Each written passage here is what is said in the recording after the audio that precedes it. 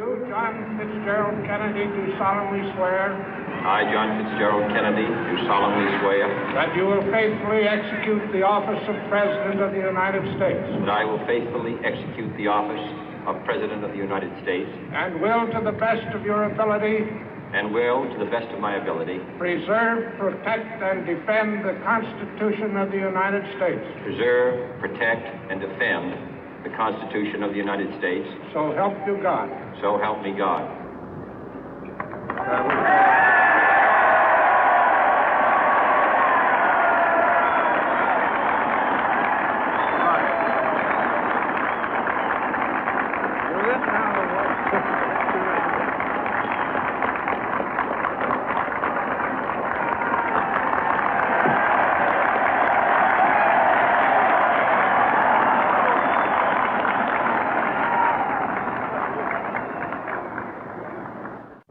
Vice President Johnson, Mr. Speaker, Mr. Chief Justice, President Eisenhower, Vice President Nixon, President Truman, Reverend clergy, fellow citizens. We observe today not a victory of party, but a celebration of freedom, symbolizing an end as well as a beginning, signifying renewal as well as change. For I have sworn before you and Almighty God the same solemn oath our forebears prescribed nearly a century and 3/4 ago.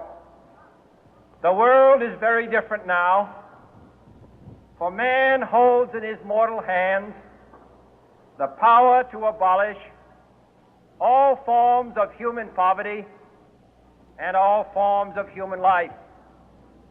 And yet the same revolutionary beliefs for which our forebears fought are still at issue around the globe. The belief that the rights of man come not from the generosity of the state, but from the hand of God. We dare not forget today that we are the heirs of that first revolution. Let the word go forth from this time and place to friend and foe alike that the torch has been passed to a new generation of Americans born in this century, tempered by war, disciplined by a hard and bitter peace, proud of our ancient heritage, and unwilling to witness or permit the slow undoing of those human rights to which this nation has always been committed and to which we are committed today at home and around the world.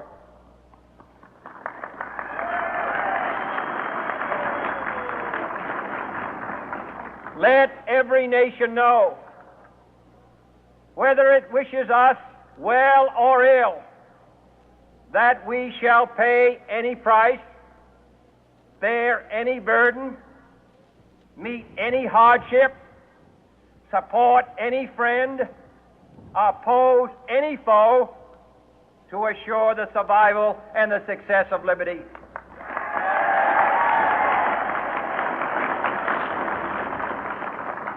This much we pledge and more. To those old allies whose cultural and spiritual origins we share, we pledge the loyalty of faithful friends.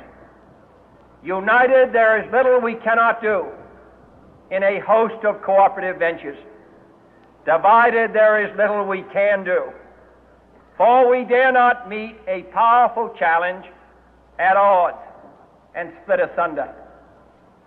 To those new states whom we welcome to the ranks of the free, we pledge our word that one form of colonial control shall not have passed away merely to be replaced by a far more iron tyranny. We shall not always expect to find them supporting our view, but we shall always hope to find them strongly supporting their own freedom, and to remember that in the past, those who foolishly sought power by riding the back of the tiger ended up inside.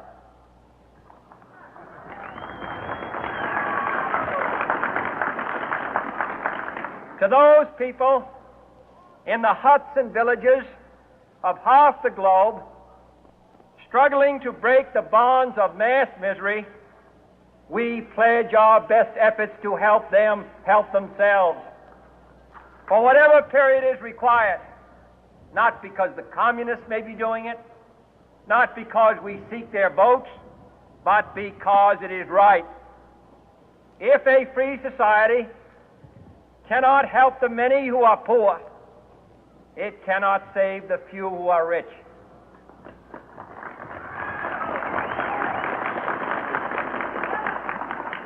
To our sister republics south of our border, we offer a special pledge to convert our good words into good deeds, in a new alliance for progress, to assist free men and free governments in casting off the chains of poverty. But this peaceful revolution of hope cannot become the prey of hostile powers. Let all our neighbors know that we shall join with them to oppose aggression or subversion anywhere in the Americas. And let every other power know that this hemisphere intends to remain the master of its own house.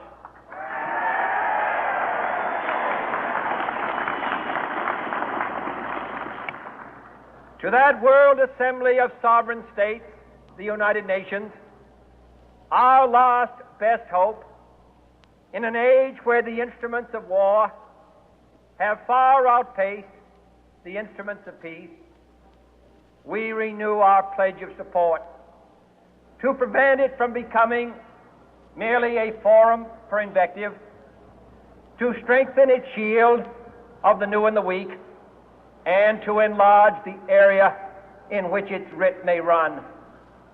Finally, to those nations who would make themselves our adversary, we offer not a pledge, but a request that both sides begin anew the quest for peace. Before the dark powers of destruction, unleashed by science, engulf all humanity in planned or accidental self-destruction, we dare not tempt them with weakness, for only when our arms are sufficient beyond doubt can we be certain beyond doubt that they will never be employed. But neither can two great and powerful groups of nations take comfort from our present course, both sides overburdened by the cost of modern weapons, both rightly alarmed by the steady spread of the deadly atom, yet both racing to alter that uncertain balance of terror that stays the hand of mankind's final war. So let us begin anew, remembering on both sides that civility is not a sign of weakness, and sincerity is always subject to proof. Let us never negotiate out of fear, but let us never fear to negotiate.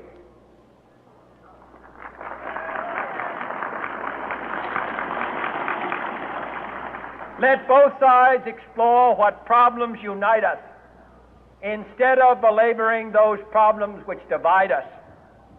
Let both sides, for the first time, formulate serious and precise proposals for the inspection and control of arms, and bring the absolute power to destroy other nations under the absolute control of all nations.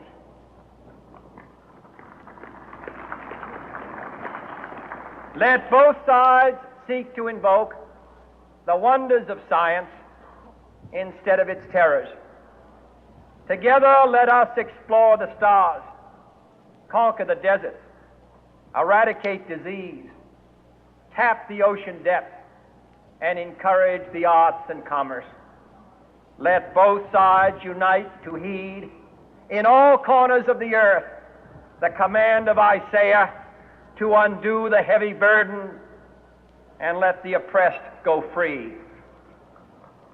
And if a beachhead of cooperation may push back the jungle of suspicion, let both sides join in creating a new endeavor, not a new balance of power, but a new world of law, where the strong are just and the weak secure and the peace preserved.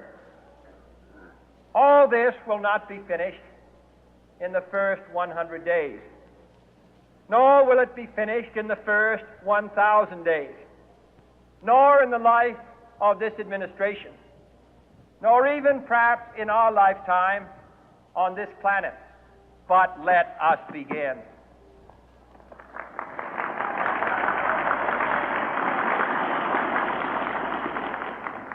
In your hands, my fellow citizens, more than mine, will rest the final success or failure of our course.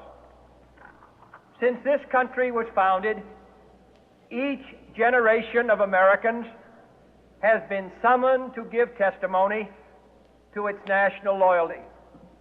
The graves of young Americans who answered the call to service surround the globe. Now the trumpet summons us again, not as a call to bear arms, though arms we need, not as a call to battle, though in battle we are, but a call to bear the burden of a long twilight struggle, year in and year out, rejoicing in hope, patient in tribulation, a struggle against the common enemies of man, tyranny, poverty, disease, and war itself. Can we forge against these enemies a grand and global alliance, north and south, east and west, that can assure a more fruitful life for all mankind?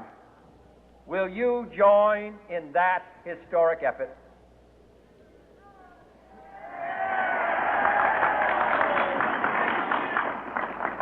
In the long history of the world, only a few generations have been granted the role of defending freedom in its hour of maximum danger. I do not shrink from this responsibility. I welcome it.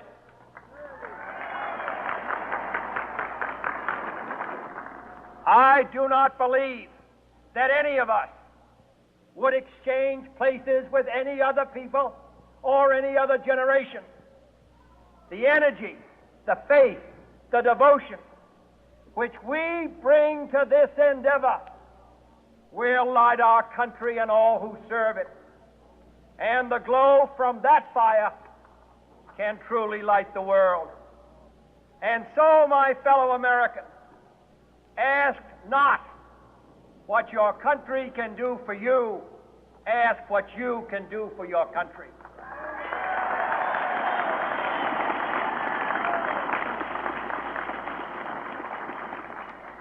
My fellow citizens of the world, ask not what America will do for you, but what together we can do for the freedom of man.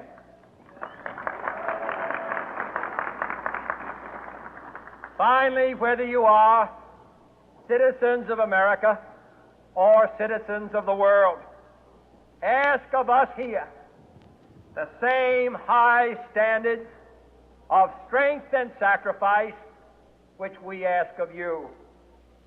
With a good conscience, our only sure reward, with history the final judge of our deeds, let us go forth to lead the land we love, asking His blessing and His help, but knowing that here on earth, God's work must truly be our own.